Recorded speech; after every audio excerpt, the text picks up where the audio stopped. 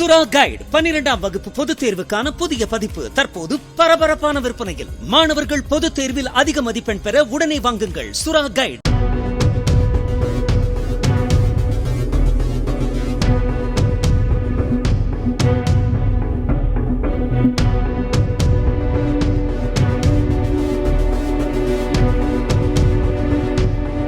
தேனி மாவட்டம் கம்பம் கூடலூர் பகுதியில் பலத்த காற்றுடன் மழை பெய்ததால் சாலமலை ஈஸ்வரன் கோவில் பகுதியில் பயிரிடப்பட்டிருந்த சுமார் 10,000 வாழை மரங்கள் முறிந்து சேதமடைந்தன. குலை தள்ளி இன்னும் ஓரிரு மாதங்களில் அறுவடை செய்யும் நிலையில் திடீர் காற்று மழையால் வாழை மரங்கள் ஒடிந்து பெரும் சேதம் ஏற்பட்டுள்ளதாகவும் அரசு உரிய இழப்பீடு வழங்க வேண்டும் என்றும் விவசாயிகள் கோரிக்கை விடுத்தனர்.